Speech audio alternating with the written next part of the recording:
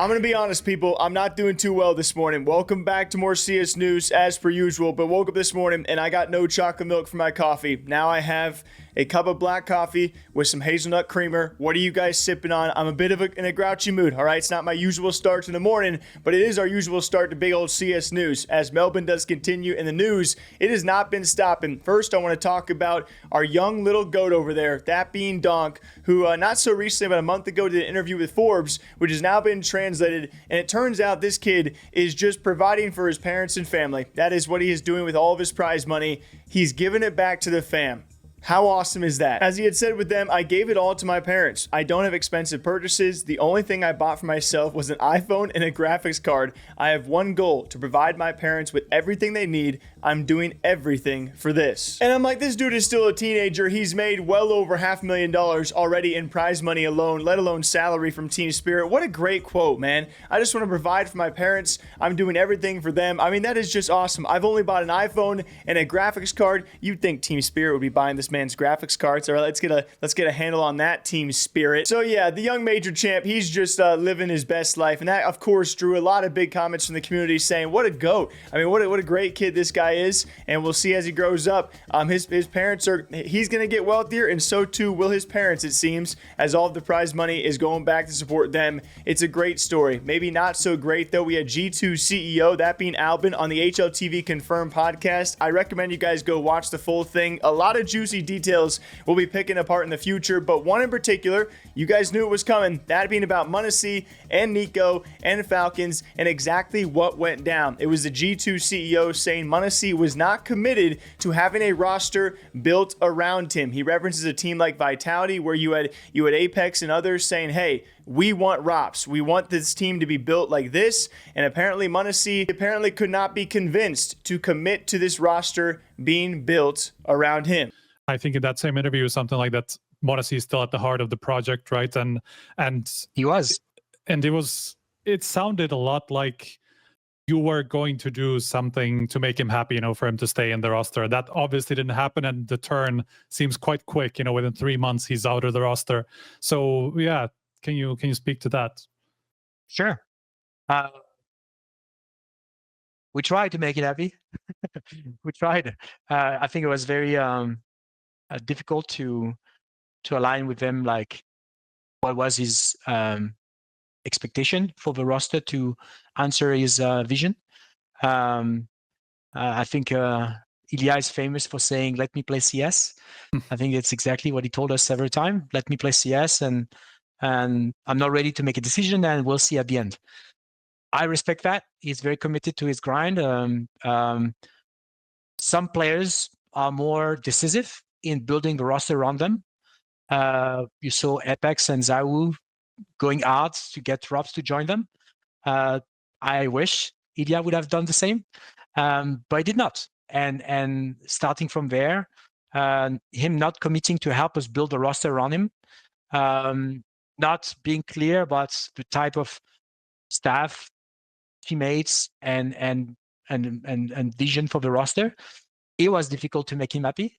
I want to make it clear that it was not about money. I think we offered several times like bonuses for renewal or a significant increase of salary, and that would have made him like probably one of the most paid players in the world. And he was never about that. So I want to give him to him. He was always about the project and who he wants to play with. In this case, a very particular player. In the case of Nico, I love to see them together because you can see it's very genuine. It's a bit sad. It's a bit awkward. I love that some casters call them the G2 duo still because they are confused too. But yeah, we have to accept that they are leaving now. And if there's one thing is I just hope they're going to win the major for Nico and for M0nesy. I wish them that. But we couldn't convince it. And so for me personally, when listening to this, it seemed like once Nico left, it was a foot out the door mentality, which is not it's pretty common thinking that people had around this story, that once Nico had left, that M0nesy was soon to follow suit. And I think this kind of reaffirms that. I know there's a lot of people saying, well, you gave him Taz as a coach, and they said there's enough skill on the team. They don't need like a tactical coach. So that was a line he dropped about Taz, which people are probably going to interpret in a wild fashion. But at the end of the day, it didn't seem like his heart was in it. That is, according to G2 CEO, m0nesy did not really want to be there to have a roster built around him. Just in, and it turns into a very disaster round. And then in 48 hours, we got hit by 3 bombs, okay? First, we learned that Nico has proactively talked to Falcons for 6 months to agree on a deal without talking to us. It was leaked. That's how we discovered it. Then we have m0nesy, who has been, and it's very clear, he's been poached for the last 3 years by all the Russian teams, but very directly by Cloud9, agreeing on almost on the deal, and m0nesy basically telling us that if Nico is going, and apparently it's done, he also wants to go to Cloud9. And then following that, Neymar, feeling a bit betrayed by the action, also asking to move to Vitality, where he has already a deal waiting for him. So that was kind of like a bit of a shock.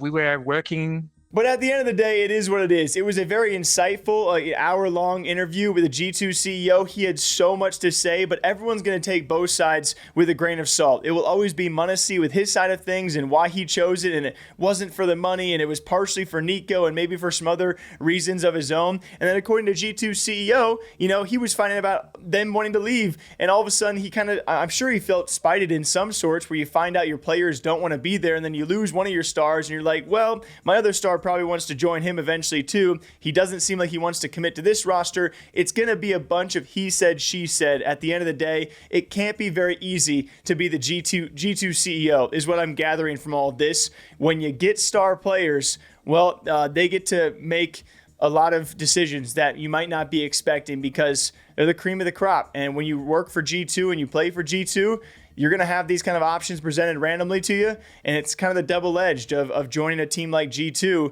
Hence, what it must be like to be left on G2 now without Nico and without m0nesy. And now you're back in a rebuild, which I hope goes well. And we'll see if the CEO says any more about this. We'll see if m0nesy watches the interview and he has any responses or clarifications on what the CEO said. I don't think that'll be the case. I'm sure m0nesy is pretty busy preparing for the major, but we await to see. What did you guys think about the G2 CEO interview? And very lastly, for all of you guys, I do apologize. A bit of a shorter episode out there. It's because of the coffee, man. I don't have the energy. It's just a hazelnut creamer is not really hitting like my freaking chocolate milk would be. But what is hitting the timeline right now is a lot of deleted tweets around Jkaem. If you guys don't know, last time we talked about him, he owes a lot of money to a lot of people because he had a gambling problem, and it was actually one viewer or fan of his in particular where he borrowed a sum of money, I believe just over $10,000 from, and then that person eventually, months and months and months later down the line, they took to Twitter to say, hey, Jkaem owes me money, and he hasn't paid it. He said he would, and eventually he did get paid back because he took it public. Well, once that went public, we then found out that Jkaem owes a lot more money. A lot more money. We are talking allegedly not just tens of thousands of dollars, but well and well above that. There have been just some deleted tweets over the last 24 hours, which I guess I will not be showing because, why do that? But the rumors have been there since before these deleted tweets that this man owes a lot of freaking money and had some real gambling problems. And now Heroic is really just... the Heroic social media manager is having a really fun time. Let me just say that, as they are putting some play on words, all right? They're doing some play on words around Jkaem, and then they're just straight up saying, hide your skins when they have a match against BC Game. That's Jkaem's team. Oh, my God. I don't even know how to react. Like, it's funny. It got me to laugh. It's so funny, but it's so wrong. I don't really know how to feel about it, but also stealing people's money is wrong. When you owe that much money to people, people are going to make jokes because you shouldn't be doing it. Now, apparently, BC Game was going to help him with those debts. We still await to see updates on all of that. But yeah, don't give your skins to anybody, guys. Even CS pros and players can't be trusted, okay? But that's going to do it for this episode. Till next time, please take care of yourselves, all right? Thank you all for being here. Thank you all for watching as of late. The comments, the videos have been doing great this last week or so, and I do appreciate it. It's been really fun for me, so thanks to all of you guys. We have a main channel, The Gamer Update. I got my interview channel, The Gaming Interview Channel, where we interview players, publishers, developers, all that kind of stuff. So thanks for all of you guys who've been subbing to those channels. I really do appreciate it. I hope you guys all enjoy your weekend. I'm sure I'll see you back here sometime soon. And until then, take care. Bye-bye.